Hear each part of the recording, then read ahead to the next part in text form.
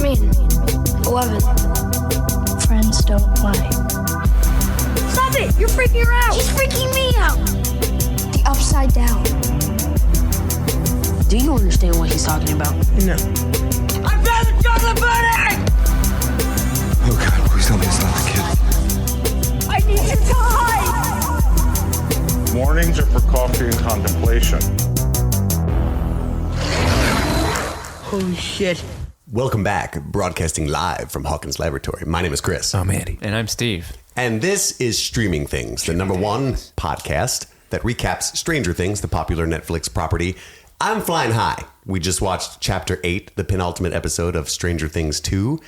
And I'm super stoked. So if I talk really fast and kind of freak you the fuck out, that's my bad. But I can't help it. I'm so excited. I couldn't stand it. This is a really good episode. I can't stand it. So we'll just fly right through the business because, you know, who cares about all that?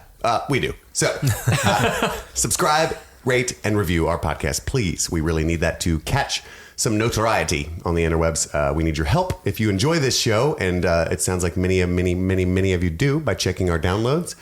But we need to hear from you. So email streamingthingspod@gmail.com. And if you screenshot your rating and review and send it to that email address, you'll be entered to win a $100 Amazon gift card if you do so by November the 7th. And we will pick a winner on that day when we record the Stranger Things Season 2 recap episode. But right now, we're going to talk about Chapter 8, The Mind Flayer, which Netflix describes this way. An unlikely hero steps forward when a deadly development puts the Hawkins lab on lockdown, trapping Will and several others inside. Baby Holly just shows up. Well, that was unlikely. That would be so badass if Baby Holly just walks, just like, come at me, bitches. With like I've had 3 juice boxes today already. bullet belts all over her shoulders. She's like grabbing the Demogorgon things and like snapping their necks one at a time, like, you, spitting on their corpses as she walks by. Baby Holly, she's had enough. No. Let her do this. In a world. And then they do like a smash cut to Karen and Ted, and Ted's like, Karen, where's our youngest? Where's the little one? I think her name is Bobby. Stranger Things 2, Baby Holly's Justice. Pay money for that. Crazy good episode. I am flying high, so if I mess up this recap, I just can't get my brain together. So I'm gonna have to ask for some help, and I really don't care because it's my emotion. That's all I want to convey. It's just woo. We just finished watching it. Woo! Yeah, literally. As you guys know, we watch the episodes and then run right 10 under the minutes mics. ago. 10 minutes ago. I'm starving. There were a few karate kicks in the walk from the couch to the table with the microphone. I was kicking the karate. I'm wearing my Batman pajamas, so I'm feeling really limber, and I can't contain my excitement. Again, I can't say that enough. So the cold open, we start away right off the bat with the Demogorgon climb. And I wondered real quick, has Hopper ever actually seen the Demogorgon? I don't believe so. Oh, like not even the first one? Yeah, I from don't think season 1? he's seen a Demogorgon, so he's probably thinking like, WTF? Because he was not in the school. Mm-hmm. He was in the Upside Down rescuing Will. That's a good point. I don't know if he has. I don't think he has. I think you're right. Yeah, I think that's Hopper's first view. So he's looking at it like, that's not cool. We know it's Dr. Owen's first view. And we can say right off the bat, we were extremely wrong. I was about Paul Reiser's Dr. Owens. And I think we all were. The morality of his character. I said he was going to be kind of like his character from Aliens. Yeah. And I was very wrong, lamentably, about Bob the Brain. At least about whether or not he was going to be like an agent of Hawkins' lab. Mm-hmm. But I did call his demise, I believe, way back to episode 1. Not to gloat over his that's sad, but just throwing that out there because I'm selfish. The wound is still fresh, Chris. We'll talk about that shortly. So the lab goes on lockdown as the Demodogs invade. And they just slaughter the entire staff of Hawkins Laboratory, except for our protagonists, very quickly. All of our protagonists rocking the plot armor. Rocking that plot armor. I love that elevator, the shaft full of like the Dennis Nedry character and then all of his compatriots and then just their mutilated bodies right afterward. Mm-hmm. Thought that was very well done. Definitely a throwback to the opening of season 1 with that same shaft. To the shaft. Yeah, if you work in Hawkins' lab, just take the stairs. Take the stairs. You're better off, or you're bound to get the shaft. I was not a fan of Finn Wolfhard's acting throughout most of this episode. I felt like it was by far the weakest link, and we've seen better from him, especially his animated, worry and fear during the demo dog attack in the laboratory. I don't mean to be a dick. It's just something that I noticed. Maybe now that we're putting him up against Noah Schnapp, it's just like, bro, whoa, you need to, what are you doing? Noah Schnapp's bringing it. He's snapping into a Slim Jim and rocking those scenes. Yeah, Noah Schnapp is way too far up there to be competing against the other boys. So Will's completely gone. We find out he barely remembers his mom's name is Mom. Oh, your mom? Yeah. It took him a minute too. He's like, your mom. That would have been great if Hopper's like, he's starting to remember again. So yeah, they decide to put him asleep to counteract his spy skills. So he's just watching for the shadow monster, the Thessal Hydra, which we'll talk about that here soon too. Pretty upset about that. Yes. So Joyce just shoots him up like she's a doctor with some nearby liquids, which luckily does put him asleep and not kill him. It'd be really funny if she just grabbed morphine or something and he's like, fuck. Woo! Show me boobs, Mom. Like, oh, wrong one. And I also thought plot-wise, I know that Andy and many people didn't like Chapter 7.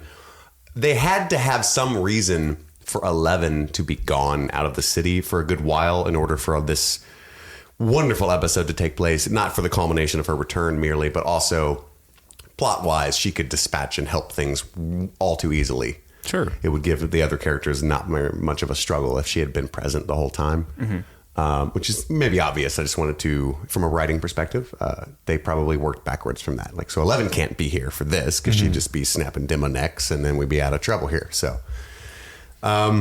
there's that. We cut to Billy and we find out in a wonderful fashion, I find, why Billy sucks. His dad is Neil why sucks. Yeah, Neil and his mother Susan, who is we can assume is also abused maybe, and just kind of stands by and watches these things. So what's the dynamic here? Is Neil Max's father? No. I think that's Billy's father. And Right. So that Neil is Billy's father, and the mom is Max's mother. Yes. Okay. Because That's- Max's dad is still in California. Okay, that's right. Okay, so yeah, he is just a full-blown cocksucker. I've got to say, I don't know who that actor is that played Neil, but that's an intimidating guy. I mean, that's the first time we've seen these two people, and he almost immediately is like, oh shit, I'm kind of scared of this dude. Yeah, you got a weird vibe immediately, and it all made sense. And for one, I really enjoyed it because there seems to be a through line. I remember back when Max had that heart-to-heart with Lucas on top of the bus, which as much as I had to say about it, that was negative. I did say I loved that she made the point to create this theme of the oppressed not turning into the oppressor. And we have that echoed with Billy and Neil here, where he is falling into that trap of becoming his father and is presumably fighting it quite a bit. And I think that's a wonderful theme for a show that a lot of younger teens watch. And Millie Bobby Brown actually started a second Twitter account in the past few months called Millie Stops Hate. And she's made it her mission to really attack the cause of bullying in younger years. So Good for her. I think it's cool. Whenever someone uses their voice that is somewhat amplified by celebrity for good, and you can say what you want. You could be kind of negative about it when people are outspoken about things like shut up, celebrity, but it's good when you use your voice. Not to bring up the Kardashians again, but they have a lot of reach and use it for no good that I can see, right?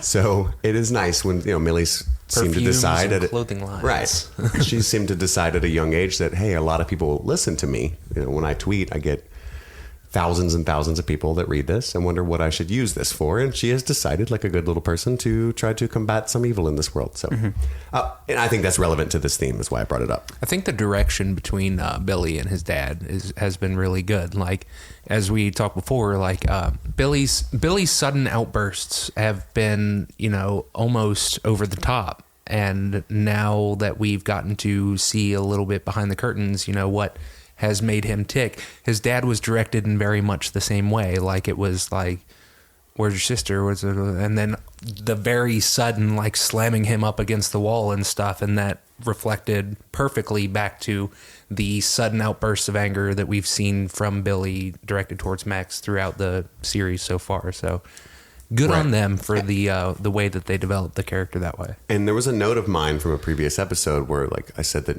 Billy is only psychotic toward Max. And now we get to see that it's his abusive father has placed him in charge of Maxine, which hinders his social life and his own growth.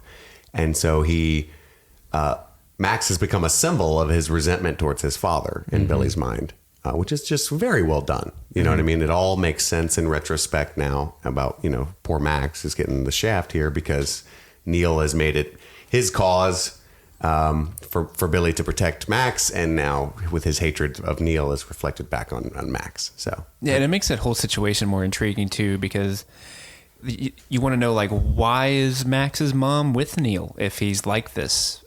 Maybe to her, we don't know if he's like that to her, but she definitely sees that he's awful to Billy, right? And she is, because she even says, like, no, it's fine, Neil, and he's like, no, it's not. My mustache is angry. Yeah. So I want to know more about that family. This scene does a lot of, like, adding more intrigue to the dynamic while also answering questions about the I don't dynamic. know how much more we're gonna get. I don't know either. One episode left. I think we're gonna get a heroic appearance of Billy. Will be my guess. Oh, they're probably laying down some plot threads For season 3. Season 3, yeah. Yes, for sure. Cut to Lucas and Dustin arguing on the train tracks, where they kind of compare notes on who has injured the party rules more, who's broken more rules. Dustin. Yeah. Flat out. Very much Dustin. So he basically deflects Steve for a moment, like, stop talking about the cat, which I think it was Andy who pointed out he's a sociopath towards this cat. So definitely doesn't care about Muse. It's fully a device to hide from his friends that he lied to them, which is double dishonest, I feel like. But we do get an apology eventually. And he tries to say, Lucas, will you let Max in? It's equally shitty. And Lucas is like, no, you hid a Demogorgon at your house. So fair enough. I just love this dynamic with Steve and the kids. Like, those characters work so well together, and you wouldn't have immediately thought so from season 1. But just the way he's like, yeah, it's Dustin's cat. It's me. I just love the way they work off each other. Yeah, I love, I agree. Steve as the older brother works very well.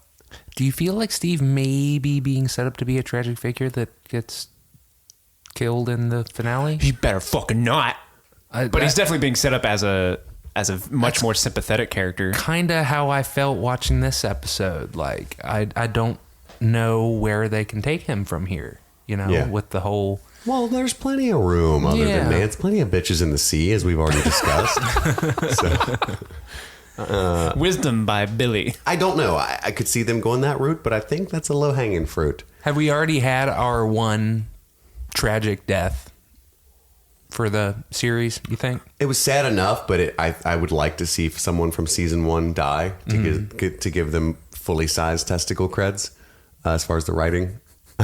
Testicle Is that a weird creds. analogy? I love that. Have the analogy skills of Dustin. But yeah, I don't know. I don't know that Steve would quite fit the bill. But I did say Steve might die as well with my bomb prediction, I think. I don't know. Maybe I'm a little too attached to him now. Now that I know his hair products. Like Steve. Who's gonna... Fabergé stock goes down as Steve Harrington bites the dust. We get a Bob and Hopper team up, is what I wrote, but that's not really true. I don't know why Hopper didn't go with Bob. I thought he was going to be the muscle and Bob was going to be the brain. And then Hopper's all too quick to be like, you're right, I don't know how to use a computer. Do you know how to use a gun? Here's a flashlight. And Bob, what do you mean? You can hold a gun. Oh, okay. Yeah. Safety, right on. I do love that scene where he's like, do you know basic? Yeah. I don't know what that means. Yeah. Teach it to me. Yeah. Okay, you want me to teach you French while I'm at it? Some German? You know, because writing code in the 80s was actually like... For one, Bob should not be fucking working at Radio Shack if he speaks basic and can write code and such, but that's neither here nor there. Dude, writing code now is a bitch. He actually got me. I'm so stupid that I fully bought Hopper's ability to hack in somehow. It's like, yeah, I'm going to turn the power on. Okay, then the power's on, and then you have to hack into it, and he just launches into everything he's going to have to do, and Hopper's like, I don't know what you're saying. So I can do this or not. Yeah, that was a wonderful scene, and they did a wonderful job. Even though I saw behind the curtain a bit, and I saw what they were doing to my chagrin, as it was still working on me. I was like, oh no, they are endearing Bob to me like an extreme amount. The moment Bob grabbed Joyce and said, "Don't worry, remember Bob Newby, superhero." I was like, yeah. "Oh fuck, Bob's dying." No, She's gonna be carving that on your tombstone, dude. Bob Newby, superhero. And he was valiant, he was brave, very a martyr, you know? Samwise the Brave, you'd say. Yeah, some might call him that. He told Hopper, "Don't wait for me," and then Hop's like, "I wasn't gonna." Essentially, there's a lot of really. And this is the only negative thing I plan to say about this episode. Something else might come out. This is one of my favorite episodes of all time. I am starring it now for the overall episode when we talk about our favorite episodes of each season.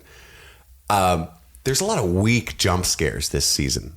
Like where they try to, the horror elements are wonderful, but these, you know what I mean? Like hands on shoulders, huh? You know, like they don't startle me, and it's so obvious what they're meant to be that it just, like there's one jump scare where Hopper's just Dragging the body, dragging yeah. the body. And then the body starts moving.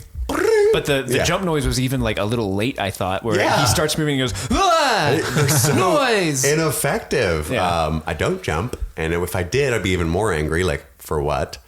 It's just very, I don't know, sea horror. Yeah. I felt like, I don't know, Andy likes horror a lot. What do you think? False jumps are a definite trope for the horror genre in Absolutely. general. But these are just like so common. It's like, what are you doing? That was a funny moment. You know? They have definitely been doing them more than they probably should, and ineffectively. Like Steve was saying, the audio was a little off on it. It was a little late, so I don't know. It's like, am I scared? Oh, he's moving. Oh, is it bad? No, it's just hot. Yeah. Okay. the good thing about those is that like it's very quickly like, okay, move on. Yeah, yeah, it doesn't distract a whole lot. It's just we've talked so much about the wonderful editing throughout this show's run, and I think that's a little bit of a failing. So we cut to Jonathan and Nancy show up to Hawkins' lab. They say later that they were looking for Mike And Will. and Will. Mostly Will. Mostly Will. Where's Will? Yeah, Mike can handle himself. And they notice that the power's out. They can't get inside Hawkins' lab. Some weird screeching going on. And then they meet the rest of the game. Steve comes out of the woods Steve? with the kids in tow. And that's got to be striking a pretty strange figure because they just boned. So they don't want to run into Steve right now, right? They haven't even cleaned up from that yet. I don't think they took a shower at Murray's yet. So Jonathan's still got the stank on him. And he's, "Hey, Steve. What's up, bro?" He's like putting like rubbing dirt on him as he's approaching. "Oh, we were just hanging out. I didn't ask anything. Yeah, just chilling." Good. How are you? You like vodka? What are you guys doing here? We had sex. And then they also, Steve's also with the kids, which is awkward as well. Nancy's like, "What are you doing?" Why are you hanging out with those I love kids? how no one said, "Why do you have to bat with nails in it?" You know? Yeah. But I guess things progress pretty quickly there. There's so much confusion anyway. Bob handled the extreme escalation of events really well, I felt like, for being Bob the Brain, who admits that he's never stood up to any kind of bully in his life. He's always been the person that ran, and he didn't want Will to be that way. And so now he's just like stepping over massive amounts of dead bodies, being pursued by horror monsters. And he was very sweaty and scared, but you gotta look at the reality of the situation. One of us, you know. Do you speak basic? I do, but I'm not going down there, so we're fucked. So we're all gonna die here together. Well, 'Cause thematically, it's I'm not good. doing that. Thematically, it's good because that's why he likes Joyce, is because Joyce is a fighter, and now Sure. it's his opportunity to fight for her and for her kid. And it allows him to tap into that bravery. It is very much like his Samwise character from Lord of the Rings, because he's like a pussy with one of the strongest hearts in the story. Yeah. And that's Bob again here, right? On the surface, he's just a little sissy nerd. So you're saying he's typecasted? Maybe, but I mean, in this show, they get away with it. It's the whole point, right? Yeah, we love Sean And they Astin. subverted that with Paul Reiser. Solid horror, guys. Did you get like a Dead Space, Resident Evil vibe from this whole Hawkins Laboratory lockdown thing? I mean, just the blinky lights, and it reminded me of a video game that I would be unable to play. Yeah. I cannot play horror video games. I was a huge fan of Resident Evil 2 as a kid, but it like gave me like mini heart attacks on a regular basis. Did you play Dead Space? I've only got 2 herbs and 3 bullets, and I haven't saved in forever. I can't handle this right now. Like that. No, I can't play Dead Space. It freaks me out. What's the first game on PlayStation 4? Like one of them, Evil Rising. Or, The Evil Within. I couldn't finish it. I ran from the chainsaw guy, hid in the locker, and I was fucking pulse pounding, and I was like, you know what? Not for me. Not for me. Because it's made to be like you barely get away when you get away, and I'm like, I can't handle this. My little heart. So that's how I felt watching this scene. Like, I'm just like, no. Bob, go. You know? He's right there. Which, I don't know, it just worked so well for me. I love... This show is not really horror in a normal sense, but when it is, it's really fucking good horror normally. Yeah. Which is why I shit on the jump scares so much. Like, if they did a straight genre film, the Duffer Brothers, it would be phenomenal, I feel like. Just terrifying sequences. And did you guys feel similarly? Or I don't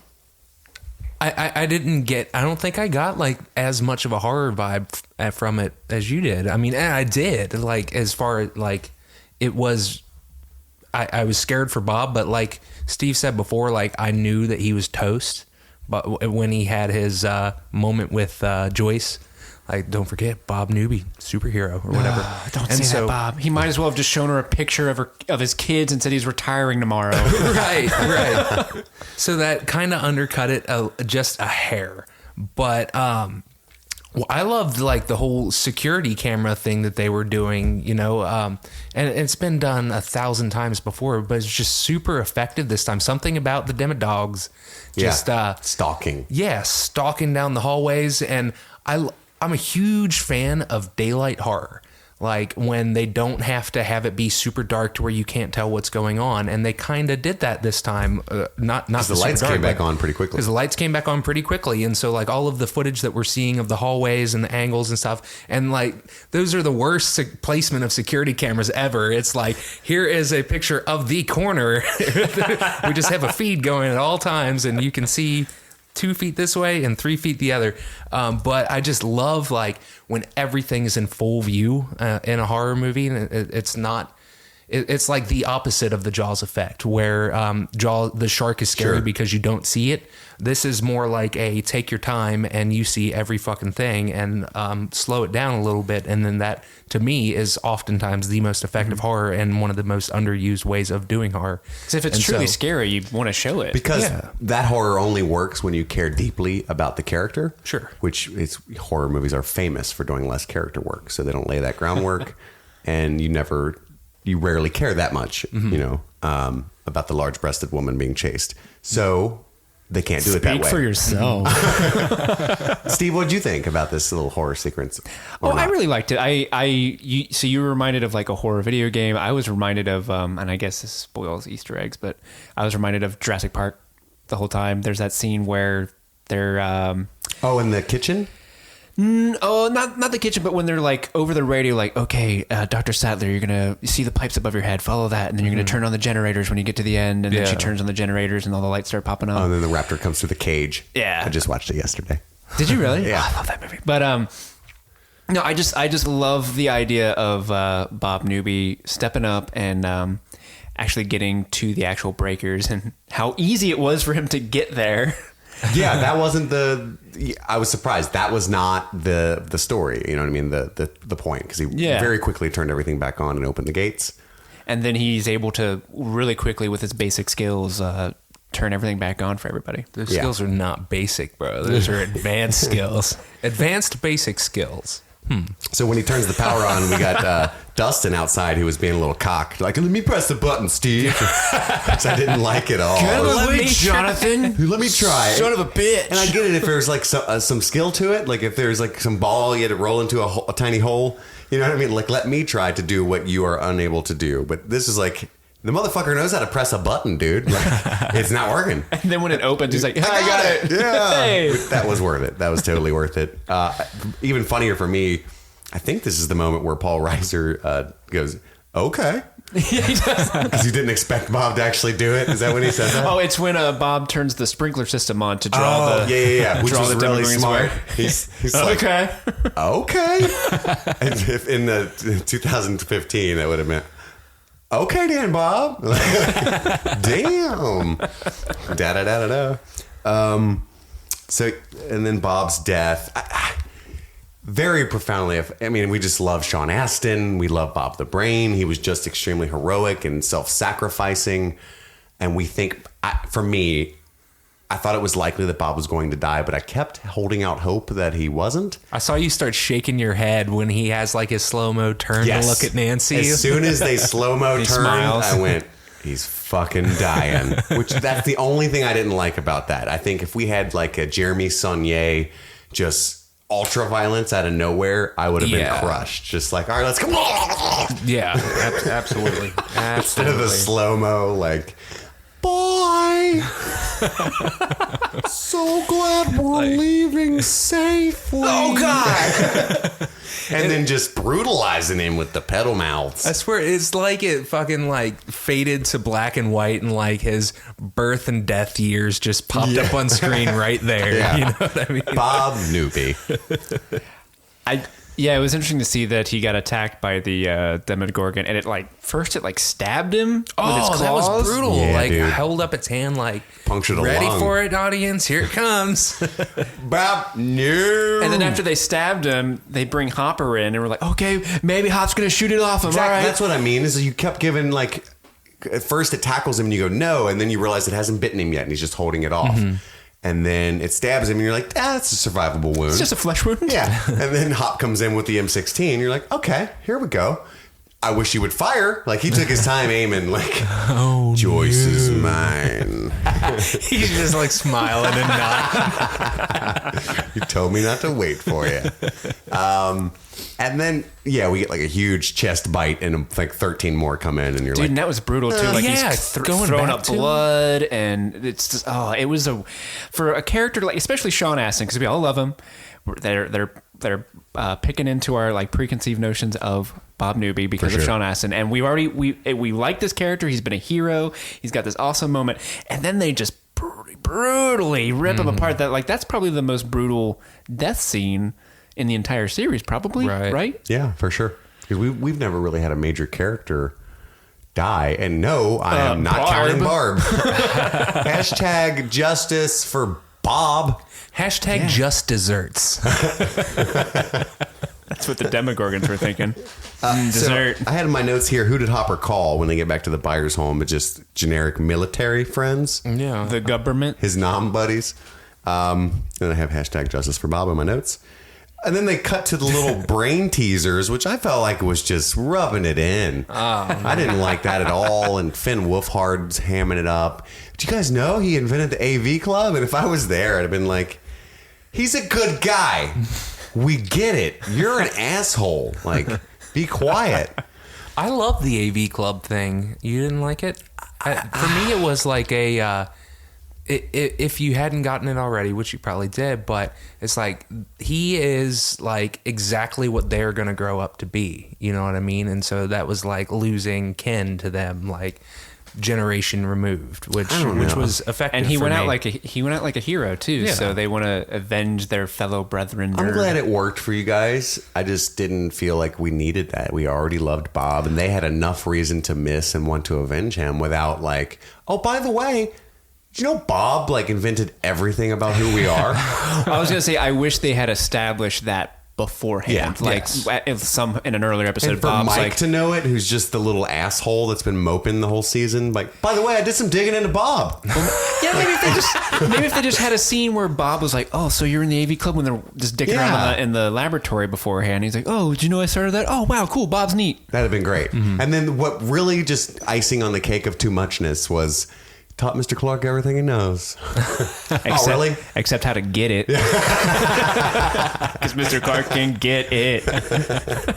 How effective was it though when Hopper walks in to Joyce when she's just sitting there? Yeah. And it's no dialogue. no dialogue whatsoever. It was perfect. He just sits down. I'm incredibly happy that scene is included because, like you mentioned, it does a good point of him showing that he cares and he's there for her, but they don't say anything. That's a very powerful scene. But also, personally, one of my biggest pet peeves that a movie could ever do is you establish a love triangle, and the dude that isn't the main character that's with the girl is the nicest, sweetest dude in the world, and then he gets brutally murdered, and then protagonist guy is like, swooping in. Yeah. I hate it when movies do that. The biggest offender is, have you ever seen 2012, that pile of shit? Yes. Was that John Cusack? Cusack? Yeah. No, I never watched it. The Bob Newby of that movie is like, he can fly a plane and he saves them all the fucking time, the whole movie, and then he gets like grounded up by gears at the end, and it's fucking horrifying. And then John Cusack's like, well, now that we're alone, now that the super sweet dude that was nice to your kids and saved us constantly has got out of the way. So yeah, I'm so happy that they included that scene, because when it happened, I'm like, Hop, don't do it. Hop, don't do it. Don't hop on it. Not yet. let her grieve Bob. You hop your happy ass back outside. I mean, I'm for this relationship, but give it time. Let it happen naturally. And then we get a scene where Dustin does the thing that we have been waiting on the entire season. Wah, wah, wah. He names the ultimate villain and its henchmen. The henchmen I appreciated, the demo dogs, and we get a funny scene where he explains to Max, who is very well aware of what he has done, his wordplay. It's a compound. I love her face. She's like, yeah, okay. Yeah. I get it. Yeah, she's like almost freaked out. Like, I really don't like you. Which, by the way, he not only failed in his competition to win Max's heart with Lucas, failed miserably. Like, I don't even think he's not even in the friend zone. It's like, do we need Dustin? He's really fucking creepy. He is pouring gas on this dumpster fire. That's the vibe I get from him. And we are on streaming things, which we're going to start this on Twitter. You can help us at home. Hashtag Team Thessal Hydra. I'm going to tweet at the Stranger Things writers immediately. I think the Mind Flayer is fucking weak. And Nancy echoed my sentiments completely. She goes, Mind Flamer?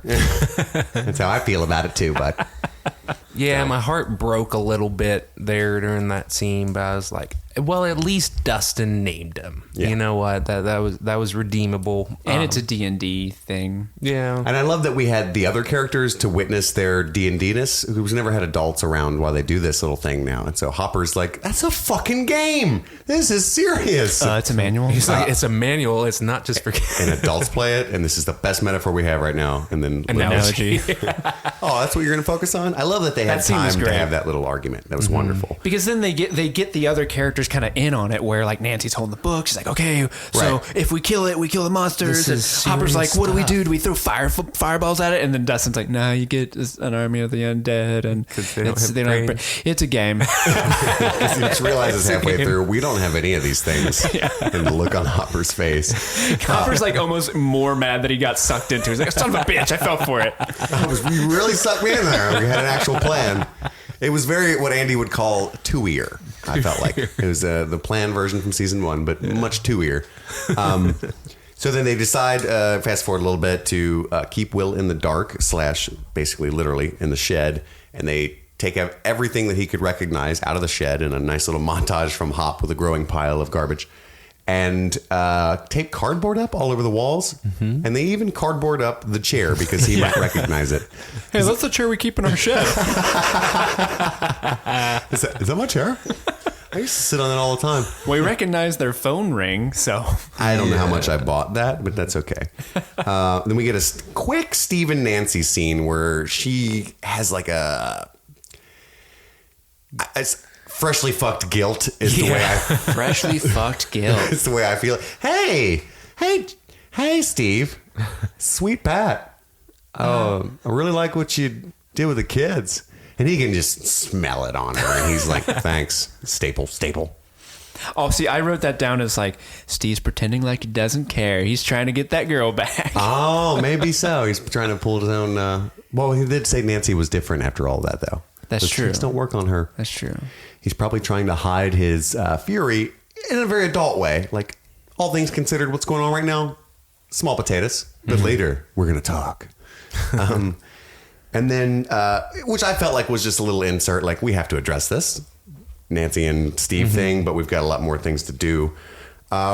Dustin loves going through garbage with Lucas. I don't know. I was scribbling notes. Probably missed it. This kind of thing that happens. What were they doing that for? I'm not entirely sure. Why were they in the garbage Actually, can? that's a good question. I'm not sure either. Were they just finding random knickknacks they could staple up on the wall? I just feel like Dustin and Lucas are like, I'm hungry.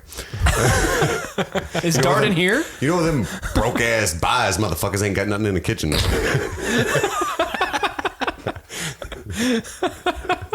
Or something. That's not how they talk. I did see there was Pop-Tarts in the garbage. Okay. Mike's still a dick to Max, which I feel like at this point is just getting old for me, but I know that he's going to cheer up real soon. So I'm glad that's almost over. I mean, I totally understand what they're doing with where he's at. There's no replacement for 11. You have a vagina, I think, and therefore you're trying to replace 11, and I'm not allowing it. Is how he's approaching her, I feel like. That scene ended before I thought it was going to. I thought it was going to be like a final, like, all right, asshole, you've been a dick this entire time. She just takes it, you know? Yeah. No, I get it. Like, I get it. Yeah. Elle was probably really cool. Yeah, she was great. I know, like super cool, I bet. You know? Yeah, she was.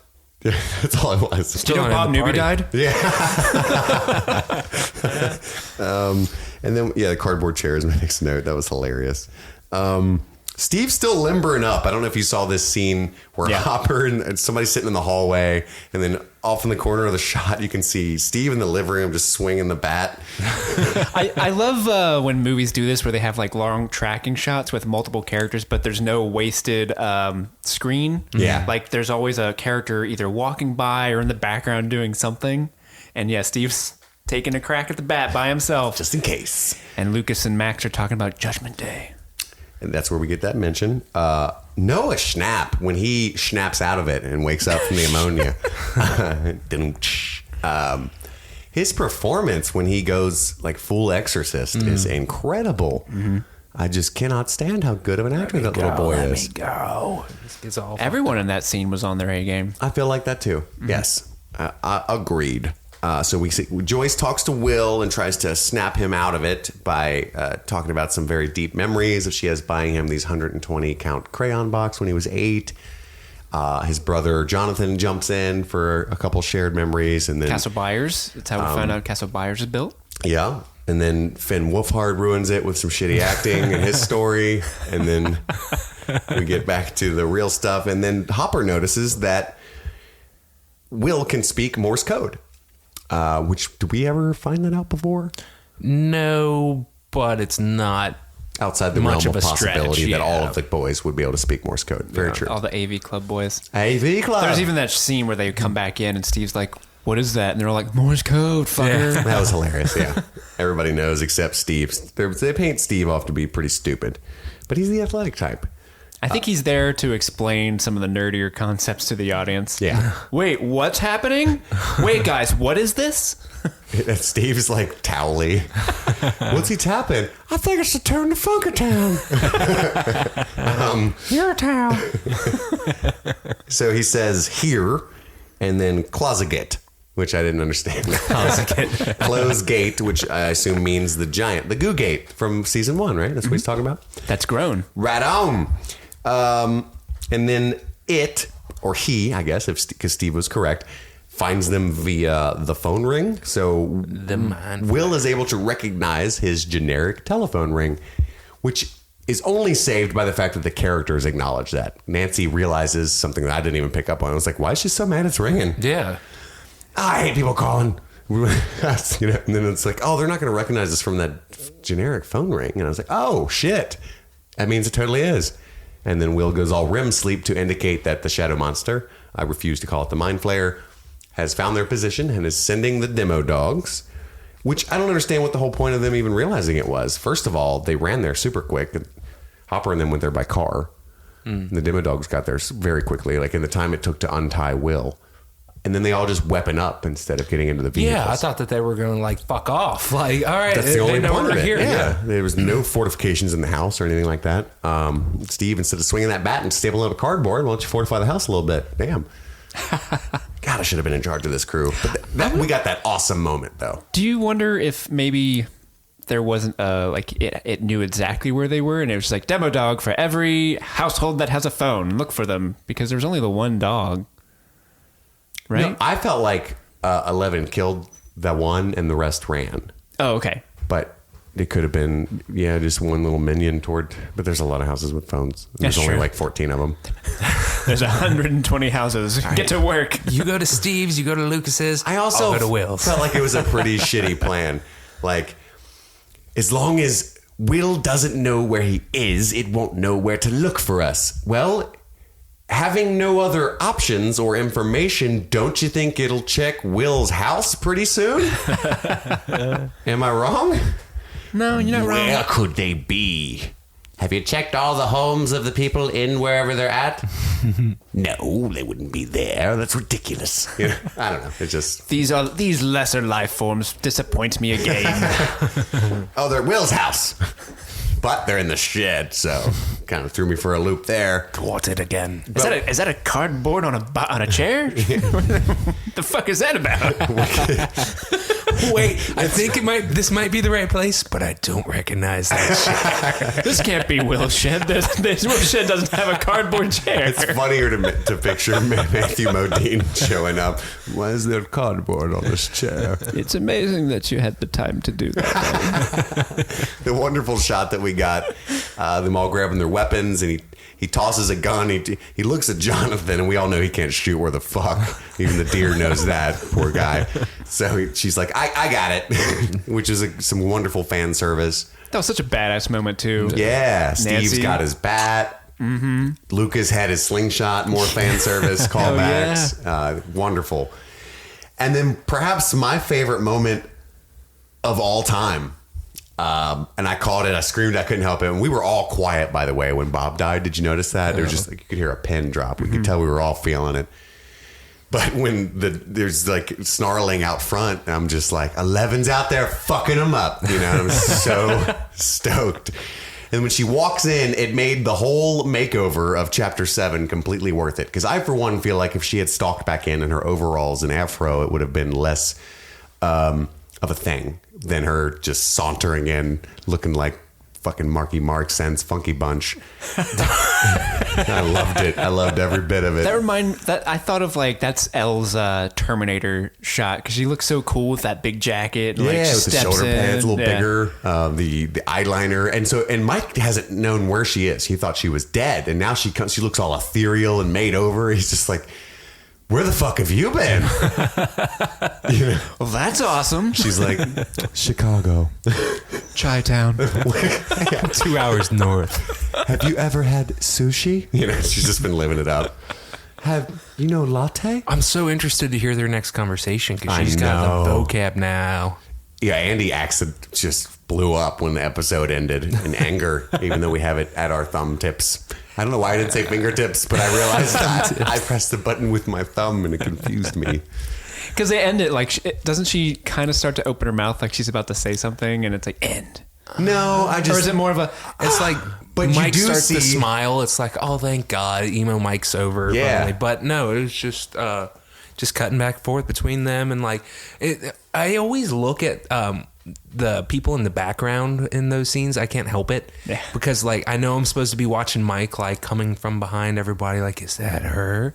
But I'm looking at like Steve, who's just sort of blank face looking forward. Like, you ought to be looking like you recognize her too. Well, I felt like Steve's like, I know this person. I know this person. What's her name? What's her name? What's her name? is this Morse code? I'm going to say 12. No, I think they 12? did a good job. 12. They panned over everyone's faces, and like Nancy had this open-mouthed shock, and Hopper, obviously it's a huge reveal for him too. He drops the gun. He looked and awesome. I think they did a pretty good job. I didn't catch Steve looking dumb in the I background, think they but did a good job. But the smile with Mike was so good. That was good. I was crying. I couldn't stop smiling. I fucking loved it. I kind of want to. I think I will. I'm going to rewatch that moment before we start chapter 9. Yeah, let's move on. Andy, do we have another segment to move right into?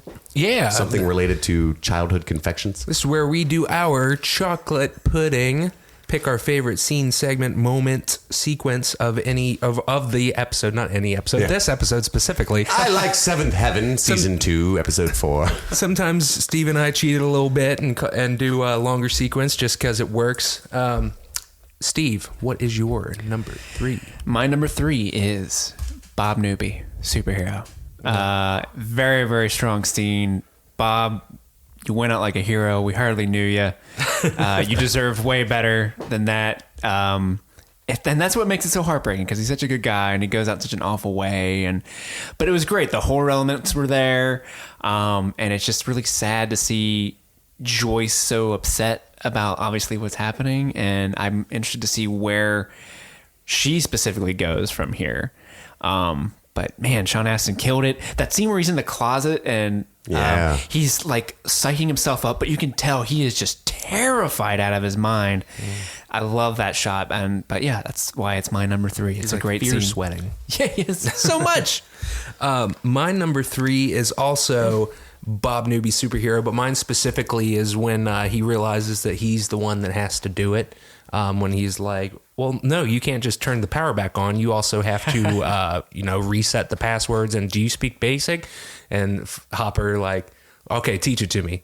Like, shall I teach you French while I'm at it? How about some German? Like, it was just a little nerd nod is what I'll call it. Just, made the audience, like we less athletically inclined people watching this show, be like, fuck yeah, dude, you tell him what's up. My number 3 is the cold open, the horror set piece where we have the Demogorgons breaking through the glass. I just felt like it was a wonderful little horror short in itself, which they've done from time to time in this show. You know, where we get Dr. Owens like, that's trifold alien glass or whatever. You know, we're fine. That's not what he said. And then they break through that. And, we get the whole fleeing science staff. And we've all seen it a million times, but it was just better than ever. I felt like just people getting jumped on and slaughtered left and right. And Hopper's carrying Will's body. And it's just like, oh, fuck, this is bad. And they lock themselves in this little... I love this moment where Dr. Owens locks the door real quick after Hopper closes it. Like, yeah, you better lock it, just worked so well for me. I was scared for the characters. It was shot beautifully. The lighting was incredible. Just very impressed by that whole opening. Just jacked it way up and didn't let off that gas pedal. Steve, you're number 2. This might be a controversial one, but I'm gonna lead with saying that this is an amazing episode, probably in my top 3 episodes of all time. So there's a bunch of great scenes in this. But my number 2 is 11 coming back. I'm sure you guys will probably, Chris, I'm sure you're going to mention this scene later on. But it's such a neat moment of her finally coming back and the band's back together. We've been waiting all season to see Mike and 11 meet. 11 and everyone else come back together. Her reunion with Hopper, just we don't get to see what they say, but her coming in and stepping back into the fold really amps you up. And we almost didn't record this episode. We almost just like, well, keep playing. Yeah. Where does this go? 11's back in town. Steve, you're dead to me. Steve, you are dead to me. Let's see here. My number 2 would have to be the naming of the Thessalhydra. Really? The monster formerly known as the Thessalhydra. Oh, nice. Nice 80s reference. Yeah, just the whole... I get it. The whole meta sequence. The whole meta sequence of... Dustin saying like, well, it's just like the Mind Flayer in this, and then they're trying to explain it to everybody in nerd terms, and Steve's like, so it's like Nazis, and Dustin's like, he says he's like Germans, and Dustin's like Nazis, and he's like, yeah, Nazis, like Nazis from another dimension, yeah, like just it was just really funny, and it was a nice comic aside from the calm before the storm of shit starting to hit the fan. Chris, what's your number 2? My number 2, I cheated. I originally had written down Bob as the option on my chocolate puddings, which is just him being a hero. Just the character, the whole basic Bob. thing. Yeah. Just his rise, the rise of Bob. And then I added Bob's death, and I couldn't choose between the two, so I've just mixed them. Bob. His rise and fall. You flew too close to the sun, Bob. Yeah, Bob dying is kind of like if this podcast studio were attacked right now by demo dogs and they took out Steve. It just like He's such a good guy. Leave him alone. the least deserving of death in this room by far. Don't put that out into the world. That's what it felt like to me. Bob's such a good guy, and that was so well played, Sean Astin. I mean, you're Sean Astin, so I expected nothing less. But the whole toilet plunger demise, everything, and just I felt such tension for that character, and I love when that actually works on me because I watched thousands of movies, and it so rarely works these days for that level of like, oh shit. Because I'm normally like, tracking shot. He's gonna, like it's really hard. I lost all of that. I knew nothing behind the curtain was in full effect. I was like, Bob, no, go, fat boy, run. Just like cared so much, and it was not fast enough. So that is my number 2. Steve, what the fuck is your number 1? My number 1 is Your number 1 betrayal. The walk down memory lane with Will scene. I really love that scene. Oh, I love it. I'm disgusted. I love it so much just because we get Winona Ryder just rocking it with her story about Riding it. You missed an opportunity. Riding it. She's riding or dying. Winona riding it. Winona Ryder die. She was, telling like a total mom story about the crayons and how she was so proud and bringing me to tears. I was like, oh my God, that's so sad. And then they would do that super close up of like him like looking and then at whoever was talking to him, and then when they would change people, he would like look at them. Just the way that Sean Snap was emoting there was brilliant. And then Jonathan, we get to learn about Castle Byers and how we learned that Will drew it first, and Of course he did. and they built it to his specifications. He couldn't hit a nail worth shit. Yeah, and just that scene was so Just like his brother.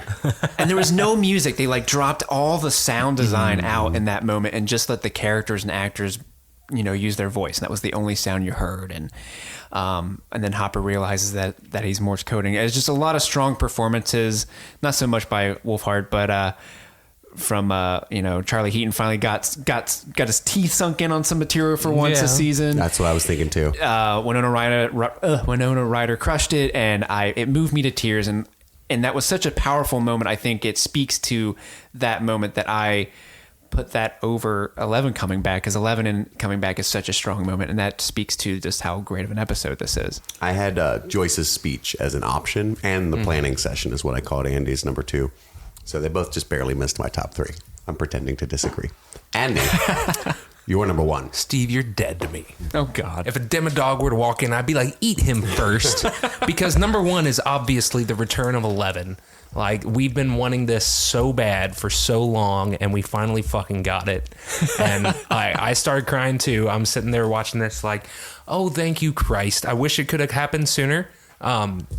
We didn't get it until the end of the penultimate episode, so we're only going to get one fucking episode of the gang being back together. It's the gonna be boys so being back good. in town. Yeah, it is. But They're all it is- going to invade Hawkins' lab. But I feel like they knew what they were doing. You know what I mean? Like, this whole time, I'm like, why the fuck is this taking so long? And what the fuck's 11 doing in Chicago? And God damn it. And then she came through that door, and I was like, thank you, Christ. Thank you, Duffers. Thank you. Chris? You reminded me of Jason Mewes. I think it's Jay and Silent Bob Strike Back, or is it Dogma? Where he finally freaks out about a bunch of supernatural stuff. What the fuck is she doing here? And it's just so funny. What the fuck happened to that guy's head? Yeah, it's so funny. Anyway, my number 1 is obviously 11's return. I cannot remember being that happy. I think the last moment I was that happy was when my son was born. And Aww. I think it was better than that even. Significantly. Yeah. My son being born is a distant second to the return of 11. So you're going to be telling your son about this episode, and it's like, that was the happiest day of my life. What about when I was born? Not even close. Nope. Robot chicken You're sketch. below Modine's return, son. No. Oh, thank you, Christopher. I've already talked about it earlier. It made me overjoyed. This is perfect writing. I too disagreed that it was taking so long, and then now that it's done, I am so glad that they waited until chapter 8. It just made it that much more sweet. Some delayed gratification, kids. That's what life's all about. So with that said, let's move on to our final segment. Steve, what is that? Easter Eggos. What? That's when we watch the show and look out for Easter eggs, which we call Easter Eggos because we're clever. And those are any sort of cultural references that refer to things outside of Stranger Things that might have influenced the creators in making the show. All right, let's start off with some low-hanging Eggos, as we call them. Just rattle them off, boys. There was a poster of a lady in Billy's room. Do we know that lady? I do not know who that was. I bet it is one. I love when we were watching that in that shot where it's the close up of the poster and pulls out, and you're just like, oh yeah, 80s lady. 80s lady. Also in his room, Metallica Kill 'Em All poster. As he was listening to that album. As he was listening to that album, he also had a Motley Crue album in there. That was all I caught in his room. Were there any others? There was another poster in there behind his door, but I couldn't see what it was. Some I books. saw that Susan just got done shopping at Sears. Yeah, Nice. she had a super old Sears bag. That was awesome. Old Susan. There was a Stand By Me moment, again, on the train tracks, of course. They're always hanging out there with the flashlights. It's always awesome. Bob Newby typing up on an 80s computer. Sometimes I go really shallow with these. I don't care. And then obviously Will finally went full Exorcist, and that's where it was very, very weak tie-in until this episode, where it was like, oh, that is absolutely what they're doing. They even did like the Crucifix. He was just the dual layer voice when Yeah. he starts screaming, "Let me go, let me go." When he started screaming at the beginning of the episode, when he started like, he's lying, I was like, fuck, this is awesome. Like, so I was like good. recoiling a little bit, like, and one of the best moments that Finn Wolfhard has had in this, when he like has like a child moment, like he puts his hands over his ears, like, this is fucked up. Like, yeah. Noah Schnapp will win the Emmy that Shannon Purser was mistakenly nominated for sure. Rightfully so. Steve, I'm sure you got some. I'm saving one I made up. The songs, you mentioned kind of briefly Four Horsemen by Metallica, and then obviously we had a callback to Should I Stay or Should I Go by The Clash. I learned to play the Four Horsemen on guitar as a wee child, by the way. Did you? So that was very cool for me. Nice. Anyway, that's how it goes. Steve, you jokingly said that when it zoomed up on the camera screens, the security camera footage, I was like, that's an Eggo. What is it? And you said The Matrix, which was a joke referring to, I believe, the second installment in the architect's room. But later, you were reminded of Jurassic Park, which is way more accurate and likely as an influence. Fuck you, Steve. I was like, it reminds me of The Matrix when Morpheus guides Neo through the office room when Agent Smith is showing up. And You he's can see that. Run across the hall now. A lot nicer than Morpheus was on the phone. Paul Reiser. Whenever you got time, buddy, just head on, take it slow. Morpheus would have been a lot more like just click, hung up on him. There's 3 demo dogs in the other room. That one bit was a little awkward. It's like, look to your left. You see what's to your left? That's a door. You know what's behind that door? A closet. I need you to go into that closet. What do you mean? What do you mean? I made it real awkward. Why would I get into that closet? And now I'm going to need you to take your pants off real slow. I don't see how this is helping. Well, if it helps Joyce. Right. Steve, take us home with your extra Eggos. I kind of mentioned before about the Jurassic Park where he's resetting the breakers, but even him sitting at a computer and turning on all the security features, that's also a later scene in Jurassic Park where Lex, is that the girl's name in Jurassic Park? The young girl? Where she's like, I'm not a computer nerd, I'm a hacker. Yeah. Where she turns on the locks in the room. And then her brother Tim is like freaking the fuck out in the background. I love that shot where he's like doing this weird overacting. But yeah, that's a callback to her turning on all the security features. That would have been Jurassic Park. awesome if Bob Newby was like, hold on to your butts. Oh my God, that would have made the scene. Except it would have been a total Bob Newby. He's like, hold on to your keisters. Yeah. Easy peasy. And then Joyce mentions Star Wars toys when she's talking about how she bought Will the box of crayons, but all her friends bought Star Wars toys Because they have more money. Yep. Did anyone mention the Judgment Day line? that We Lucas didn't. has? I didn't cross it out and totally forgot about it. Yeah, Lucas straight up says to Max, like, Max asks, like, well, what happens if the Demogorgons get loose? Or I don't remember what you actually asked him, but he says Which is Judgment Day. It's a Bible ego. Bible egg. No, like Chris has pointed out that all season Terminator 2 references abound. Which hopefully we get in the finale. That Terminator craving I've been trying to scratch. Eleven's going to have to go away, and she's going to be like, I'll be back. They send her Hasta la into vista, lava baby. on a chain. There it is. Oh. That brings us to a close on Chapter 8, The Mind Flayer. Again, I cannot stress this enough. If you have made it this far and you have enjoyed us, you have laughed and cried along with us, and you enjoy hearing our deep dives into this show, please take the time to rate and review our podcast on iTunes or Stitcher or wherever it is that you found us. Tweet it out, share it, Instagram it, Snappy Chat it, put a little filter on our faces. Snapchat. Do what you got to do to Vine get it. us out there. Aw, R.I.P. Vine. We really need your help, and we love having you listen to us. Please email streamingthingspod@gmail.com with what you'd like to hear us dive into next. Don't say swimming pool. That would be a smart-ass move. And farewell, Bob Newby. Farewell, beloved listeners. My name is Chris, I'm Andy. And I'm Steve. and this has been Streaming Things. Streaming Things.